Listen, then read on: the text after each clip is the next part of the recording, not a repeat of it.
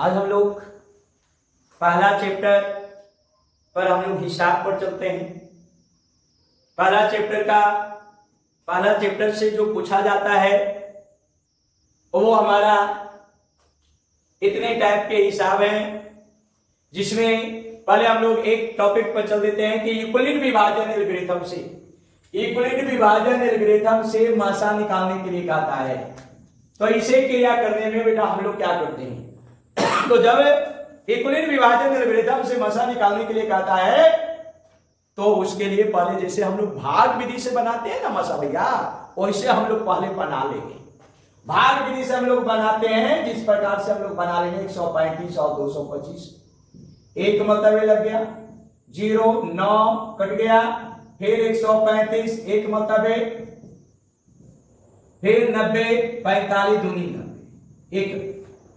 अब ये हमारा जो है ना ये भाग विधि से कहलाया। अगर ये बराबर 45 लिख देते, लेकिन यूक्लिड विभाजन जो बचपन में हम लोग जो सीखे हैं ना, भाग बराबर भाजक गुणे भागफल प्लस शेषफल, वही यूक्लिड विभाजन। तो उसी को तब तक लिखते जाएंगे चरणवाई चरण जब तक कि शेषफल 0 ना आ जाए, और जहां पर शेषफल 0 आ गया उसी का भाजक हमारा HCF कहलाएगा। तो बेटा हमारा पहला चरण हमारा 225 बराबर 135 गुणे 1 प्लस 90, यहां पर भी बेटा हमारी वैल्यू आ गया, शेषफल इज नॉट इक्वल। फिर बेटा हमारा दूसरा चरण 135 बराबर 90 गुणे 1 प्लस 45, यहां पर शेषफल इज नॉट इक्वल टू। फिर बेटा हमारा तीसरा चरण बेटा हमारा 90 बराबर 45 गुणे 2 प्लस 0, यहां पर बेटा हमारा शेषफल बराबर 0 आ गया। क्या क्या 225 ये भाज है, अरे भाजक गुणे भागफल प्लस शेषफल, शेषफल नहीं आया 0, इसलिए शेषफल इज नॉट इक्वल टू 0। दूसरा स्टेप में दूसरा चरण में 135 हमारा भाज है, तो बेटा 135 लिख दिया, 135 बराबर 90 गुणे 1 प्लस 45, शेषफल इज नॉट इक्वल टू 0। फिर बेटा हमारा तीसरा चरण में 90 हमारा है, तो 90 बराबर 45 गुणे 2 प्लस 0, शेषफल बराबर 0। इसलिए यहां पर जब हमारा शेषफल 0 आ गया तो इसका भाजक है का 45, इसलिए HCF बराबर हमारा 45। ये जो हमारा हुआ ना ये कौन विधि से, इसी को हमें जो इतना ही लिखने की जो तरीका होता है यही हमारा यूक्लिड विभाजन एल्गोरिथम कहलाता है। इसी को हम लोग कर सकते हैं, लेकिन अभी सवाल उठता है ये हम लोग लिखेंगे कैसे। जब तक ये नहीं करेंगे, जब तक ये कैसे लिखेंगे, तो ये कहीं ना कहीं तो हमें रफ में करना ही होगा। तो रफ में ना करके यही भी दिखा दिया और इसी को देखकर चरण बाई चरण लिख दिया। आप अगर ये रफ में करते हैं और इसको लिखते हैं खाली, यह भी बेटा आपका 100% सही है।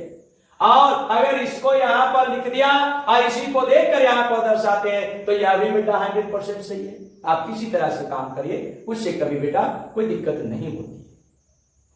ये हमारा यूक्लिड विभाजन एल्गोरिथम से वो 2 नंबर का पूछता ही है आपका जो है। फिर आपको और इसी टाइप का क्वेश्चन एक हमारा का था भाज गुणनखंड विधि से 6 72 और 120 का HCF और LCM निकालो अभाज्य गुणनखंड विधि से। तो सबसे पहले हम लोग अभाज्य गुणनखंड निकालेंगे, किसका भाई 6 का, तो 6 का 2 गुणे 3, 72 का भैया 6, तो द्वितीय 6, 72 का निकाला, 36 दूनी 72, 18 दूनी 36, 2 9 18, 3 3 9, 2 गुणे 2 गुणे 2 गुणे 3 गुणे 2 दूनी 4 दूनी 8, 2 दूनी 4, 4 दूनी 8, 8 तिया 24, 24 तिया 72। फिर भैया 120 का निकालते हैं, तो 120 का अभाज्य गुणनखंड 60 हो गया, 30 हो गया, 15 हो गया, 5 3 5 15, तो 2 गुणे 2 गुणे 2 गुणे 3 गुणे 5 आ गया। यहां पर जो भी हमारी संख्या आया ना भैया, इस संख्या का हम लोग ने अभाज्य गुणनखंड निकाल दिया और अभाज्य संख्याओं के गुणा के रूप में लिखने की जो घटना होती है उसी घटना को, उसी क्रिया को हम लोग आवाज गुणनखंड कहते हैं। तो ये आवाज संख्या, आवाज गुणनखंड हम लोगों ने निकाल लिया। अब आवाज गुणनखंड निकाल लिया सभी का, तो कह रहा है आवाज गुणनखंड विधि द्वारा HCF LCM निकाले। तो HCF क्या है? मासा, यानी सबसे जो उभयनिष्ठ होता है। हम अभी बोर्ड के एग्जाम के लिए चल रहे हैं, एक्सरसाइज बाय एक्सरसाइज जब पढ़ाएंगे ना 13 फरवरी के बाद, तो वहां पर फिर एक्सरसाइज चालू करेंगे, भाषा दिखाएंगे, बताएंगे HCF क्या होता है, LCM क्या होता है, कब निकाला जाता है। लेकिन अभी बोर्ड के लिए उतनी टाइम नहीं है आप लोगों के पास भी। कम से कम समय में आप वीडियो को देखें और एग्जाम की तैयारी करें, अच्छे मार्क्स आ जाए। इसी कारण डायरेक्ट हम अभी हिसाब पर चल रहे हैं। तो ये आवाज गुणनखंड निकाल दिया सभी को 2। अब ये सभी में भैया ये हमारा 3 शामिल है, तो इसलिए HCF बराबर 2 गुणे 3, 3 दूनी 6। LCM में बेटा क्या किया जाता है? तो पहला में से टोटल को लिख दिया जाता है 2 गुणे 3। अब दूसरा में से वैसे को लिखेंगे जो कि मेरा नहीं लिखाया है। तो दूसरा में 2 जो है एगो है, 3 गो है। तो 3 गो में से एगो तो लिखा ले है, ये 2 गो नहीं लिखाया है, तो ये दोनों को भैया लिख दिया। 3 2 गो है, तो 2 गो में से एगो लिखा ले, एगो नहीं लिखाया है, तो उस 3 को भी भैया लिख दिया। अब यहाँ पर 2 हमारा 3 गो है, तो 3 गो लिखा ले है, 3 एगो है, 3 एगो लिखा ले है, 5 अकेले है, 5 नहीं लिखाया है, 5 भैया लिख दिया। अब यही सभी को गुना कर देंगे। 3 दूनी 6, दूनी 12, दूनी 24, 72, 5 360, यानी LCM जो हमारा आ गया ना, वो LCM का वैल्यू हमारा 360 आ गया। HCF भी निकल गया और LCM भी निकल गया। फिर भैया कहता है आपको तीसरा में 150 का अभाज्य गुणनखंड निकालो। तो जब 150 का अभाज्य गुणनखंड क्वेश्चन दिया रहेगा बोर्ड के एग्जाम में, ऐसे लिख रहा है, नहीं कि क्वेश्चन को उतारना। पहला नंबरिंग दिया, बनाना चालू किया। दूसरा नंबरिंग दिया, ऐसे लिखा सबको, अब बनाना चालू किया। तीसरा नंबरिंग दिया, फिर बनाना हम लोग चालू करेंगे। इसलिए क्वेश्चन को एक जगह हम लोगों ने लिखा है और उसे बना रहे हैं, बता रहे हैं। इस ढंग से आपको काम करना, क्वेश्चन नहीं उतारना बोर्ड में। 150 का अभाज्य गुणनखंड निकालने के लिए कह रहा है, तो आप 2 से लगाएंगे। 2 से विभाज्यता का नियम निकालिए। 2 से कट गया तो वो संख्या 2 से कट जाएंगे। तो 2 से 2 7 14, 2 5 10, 25 दिया 75 और 25। तब यहाँ पर 2 गुणे 3 गुणे 5 गुणे 5, बस यही आवाज गुणनखंड होगी। 2 गुणे 3 गुणे 5 स्क्वायर। अगर जो रिपीट हो गया संख्या तो उसे पावर के रूप में, उसे बटा के रूप में भी बेटा लिखा जाता है, लिख सकते हैं, कोई दिक्कत नहीं है। नेक्स्ट प्रश्न कह रहा है क्वेश्चन नंबर 4 में हमारा 2 संख्याओं का मासा 13 और लसा 182 है। मासा यानी HCF हमारा 13 है, लसा यानी LCM बराबर 182 है। उनमें से एक संख्या यानी पहली संख्या बेटा हमारा 26 है। तो दूसरी संख्या निकालने के लिए कहता है कि दूसरी संख्या बराबर हुआ है, कि दूसरी संख्या हमारा क्या होगा। तो हमारी दूसरी संख्या क्या होगी? बार बार कहते हैं भाषा वाला हिसाब पर अगर कमांड करना है तो जो दिया हुआ है उसको पहले आप लिखते हैं। HCF दिया हुआ लिख दिया, LCM दिया हुआ लिख दिया, पहली संख्या दिया हुआ लिख दिया। अब दूसरी संख्या निकालने के लिए कहता है। अब ये देखा गया कि क्या ये जो दिया हुआ है निकालने के लिए कहता है उसमें कोई संबंध होता है? तो होता है। क्या? पहली संख्या गुणे दूसरी संख्या बराबर मासा गुणे लसा होता है। 2 संख्याओं का गुणनफल अपने लसा और मासा के गुणनफल के बराबर होता है। तो वही काम हमारा, पहली संख्या 26 गुणे दूसरी संख्या HCF 13, LCM 182। तो भैया अब क्या करेंगे? अब यहां पर हम लोग 26 को इस तरफ बेटा फेंकेंगे। तो 26 इस तरफ हमारा गुना में है, तो इस तरफ जाएगा ना, तो भैया हमारा भागा में होगा। तो दूसरी संख्या बराबर 13 गुणे 182 बटा कितना होगा? 26। 13 दूनी 26, 2 नमा 18, 1 बराबर हमारा कितना आ गया? 91। तो ये हमारी वैल्यू 91 बेटा आ गया हमारा।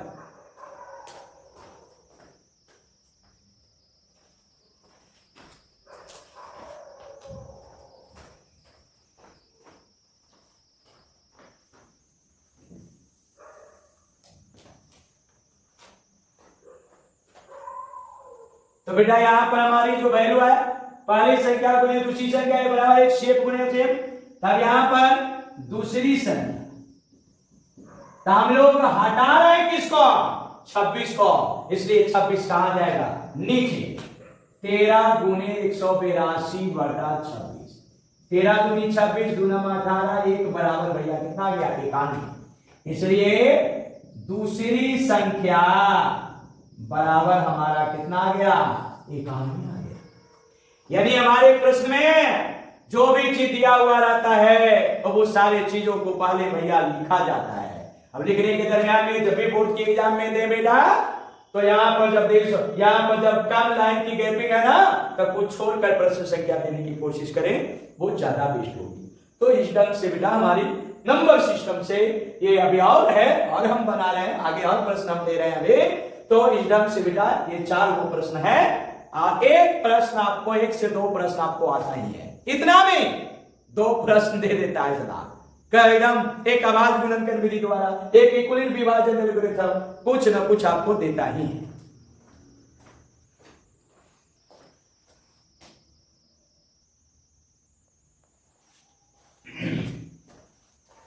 अब हम लोग नेक्स्ट प्रश्न पर चलते हैं।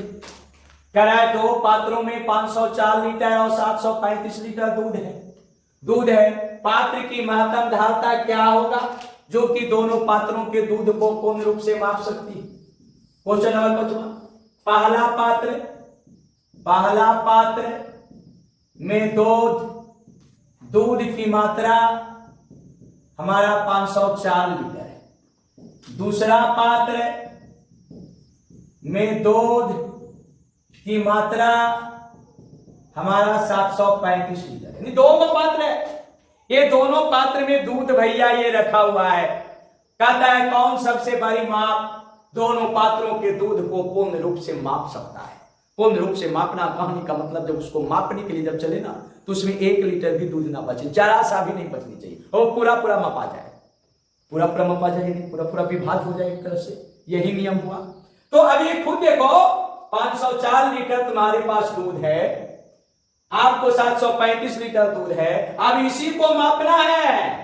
तो इसी को मापना है तो मापने वाला चीज को हमें लाना है, यानी लोटा में दूध है।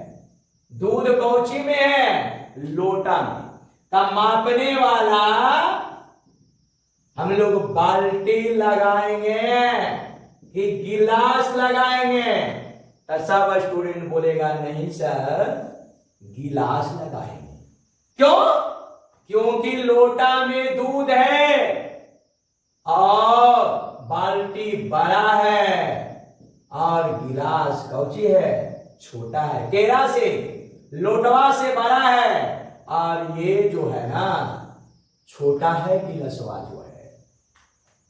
तो जब हमारा कहने का मतलब लोटा के दूध को मापने के लिए कोई कहेगा तो हम लोग बाल्टी नहीं लगाएंगे, हम लोग लगाएंगे तो गिलासवा लगाएंगे। क्यों? क्योंकि गिलासवा छोटा होता है लोटवा से। तो जस्ट उसी प्रकार से हमारे पास दूध है तो इसको हमें मापना है, तो मापने वाला जो बर्तन लाना है अब वो 504 लीटर से बड़का बुलाएंगे, छोटा लाएंगे। और जब छोटका की बात कहता है ना, छोटा तो HCA, बड़ा तो LCA, बड़ा निकालना संख्या से छोटा, यानी 504 लीटर 504 से छोटा मान को निकालना है। जो आएगा ना ये 504 से छोटा रहेगा तो ओरा मासा निकाला जाता है, और जो आएगा ना वो 504 से बड़ा रहेगा तो ओरा लिए LCM निकाला जाता है। बस यही कॉन्सेप्ट है भैया, इसके सिवा कुछ नहीं है। 3 गो घंटी है, एगो 3 मिनट में, एगो 6 मिनट में, एगो 8 मिनट में बजाता है। तो कितने समय के बाद ये तीनों एक साथ बजेगा?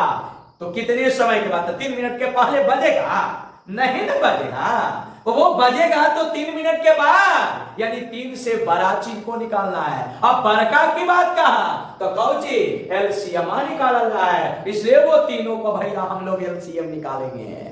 तो यही ध्यान देना है छोटो। कि जब संख्या से छोटा था HCF, संख्या से बड़ा तो LCM, तब HCF निकाल देते हैं। अब यहां पर कितने स्टूडेंट सोचता है क्या सर इक्विलिब्रियम विभाजन से निकालेंगे, क्या अभाज्य गुणनखंड विधि से निकालेंगे?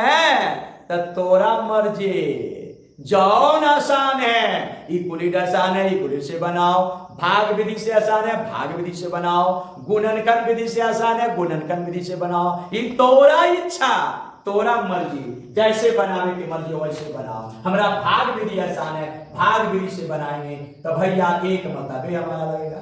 5 में से 4 गया 1 3, 7 में से 5 गया 2, फिर 504, फिर भैया एक मतलब लगाएंगे 231 3, 7 3 10, 4 में से 2 गया 2, अच्छा 3 दूनी 46, 2 मतलब लग रहा है ना, तो 2 मतलब लगाएंगे, 1 3 दूनी 62, 2 दूनी 4, 2 6 4 10 कट गया 231, फिर भैया लगाएंगे हम लोग 5 मतलब 5 दूनी 10, 5 24 21 1 2, फिर 42 1 दूनी 42। अब यहां पर भैया हमारा HCF जो आया ना वो हमारा कितना 21 आया, तो जो HCF जो आया ना वही हमारा पात्र की कौची होगा, माप होगा। कहता है पात्र में दूध पूर्ण रूप से मापा जा सकता है, इसलिए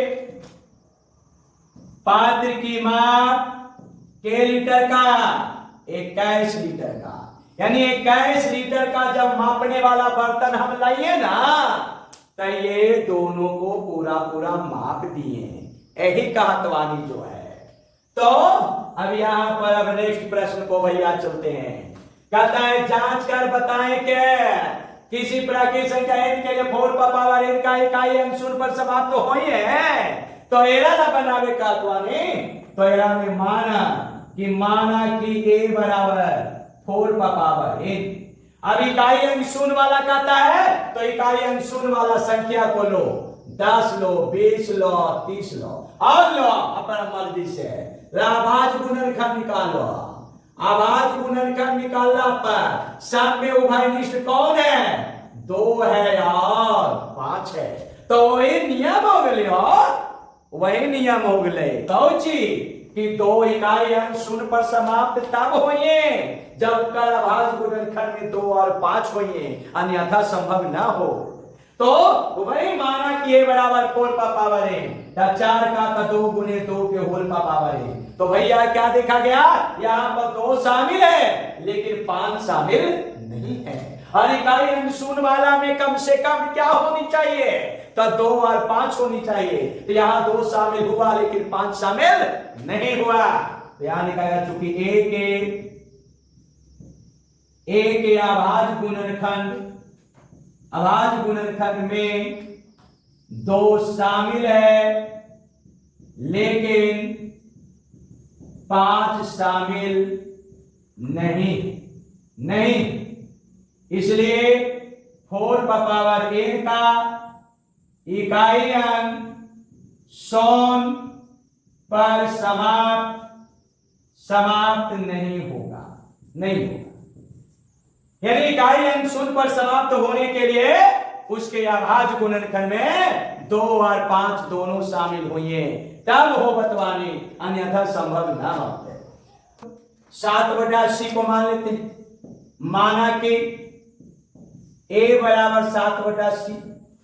अब यहां पर कह रहा है ये शांत दशमलव निरूपित करेगा कि आसान तो परमेय संख्या का दशमलव निरूपण 2 प्रकार के होता है। शांत बेटा कोई कब करेगा? जब हर के अभाज्य गुणनखंड में 2 और 5 शामिल होगा। अशांत कब कराएगा? जब 2 और 5 के अलावा रहेगा 2 और 5 के अलावा और कोई दिखाई दे दिया तो वो हमारा अशांत दशमलव निरूपण करेगा, और जब 2 और 5 खाली दिखाई देगा तो शांत दशमलव निरूपण करेगा। तो भैया वही बात 7/80 माना कि a बराबर लगा दिया। अब 80 का अभाज्य गुणनखंड 2 दूनी 4 दूनी 8 दूनी 16 25 80, ये 7 ये हर का हम लोग ने अभाज्य गुणनखंड निकाल दिया। अब हर का अभाज्य गुणनखंड निकालने के बाद ये देखा जाता है क्या नीचे वाला से ऊपर वाला कट रहा है। जब कट रहा है ना तो उसे काट दिया जाता है, तब नियम पर सोचा जाता है, नहीं तो कभी कदाल फंस जाइए। जैसे देखिए 6/15 है, तब 15 में क्या आ गया 3 गुने 5, आप कह दीजिएगा क्या शांत हो जाएगा, गलत हो जाइए क्योंकि ये 3 से कट रहा है। तब हर में क्या बचा 5, इसलिए भैया ये शांत दशमलव निरूपित करिए, ये नहीं कि अशांत करिए। लेकिन एजा देख के कर बात करिए तो ये अशांत लिख देंगे जो कि 2 नंबर गोल हो जाएंगे। तो इस चीज को ध्यान दीजिए मानिए। तो ये 7/80 80 का आवाज गुणनखंड निकालिए, हर का आवाज गुणनखंड निकालिए और नीचे वाला से देखिए कि ऊपर वाला विभाग होगा बने, तो फिर काट दिए। काट देने के बाद जो बचत ना ओरा देखिए कि ओरा में कौन कौन शामिल हुई है, तो 2 और 5, तो 2 और 5 हुई है तो कौची होगा तबानी शांत, इसलिए शांत दशमलव निरूपण करिए। तेरा लिखेंगे हर के अभाज्य गुणनखंड में 2 और 5 शामिल है, 2 और 5 शामिल है, इसलिए यह शांत दशमलव निरूपित करेगा। ये जो हमारा करेगा ना, ये भैया शांत दशमलव निरूपित करेंगे हर का, क्योंकि अभाज्य गुणनखंड निकाला। फिर उसके बाद क्षमा करता है भैया 8 में हमारा कह रहा है 2.4 को भिन्न के सरलतम रूप में लिखे, तो 2.4 पर लैकरिंग रहते बाद, तो ये लैकरिंग है तो इसको लैकरिंग वाला को बनावे के रूल है कि 2 तो 24 पूरा को लिख दिए और दशमलव जेरा पर लैकरिंग ना हो ना पूरा घटा देवल जात बानी, तो 2 पर हमारा लैकरिंग नहीं है इसलिए 2 हम लोग ने घटा दिया, तो 24 - 2 हो गया। और जितना अंकों पर लैकरिंग है उतना नीचे 9 देवत वाली, और दशमलव के बाद कितना ऐसा अंक है जिस पर लैकरिंग नहीं है, तो नहीं है, एक को ऐसा अंक नहीं है। अगर एक आगो रहता ना तो नीचे 0 देवत वाली, तो जितना अंकों पर लैकरिंग होता है उतना नीचे 9, और दशमलव के बाद जितना अंकों पर लैकरिंग नहीं होता है उतना नीचे 0 दिया जाता है, तो वैसा हमारा कुछ नहीं है। तो 24 में से 2 गया 22/9, क्या काटत वाली ना, तो बस यही हमारा वैल्यू हो गई। बताओ कि 2 नंबर का प्रश्न देता है, वो स्टूडेंट से नहीं बन पाता है। कोई भी स्टूडेंट अगर बनाने के लिए चले, आप क्वेश्चन को पढ़कर जो दिया हुआ है उसको भी कम से कम लिख देते हैं ना। अगर बीच में कुछ गलती भी होता है तो पर भी आपको 50% 60% नंबर मिलती है। 50% में कोई डाउट नहीं है, कुछ ना कुछ जरूर आप लिखने की कोशिश करें, हर प्रयास आपकी मार्क्स मिलेगा ही मिलेगा। तो इस ढंग का हमारा जैसे में, और अगर इसी टाइप का और क्वेश्चन ले लेते हैं, अगर 5.623 है ऐसे ले लिया हम लोग अपनी मर्जी से, तो क्या करेंगे भैया 5,6,2,3 ले लिया, घटा देंगे कितना, तो ये 56 घटा देंगे क्योंकि 5-6 पर लैकरिंग नहीं है, 56 घटा दिया।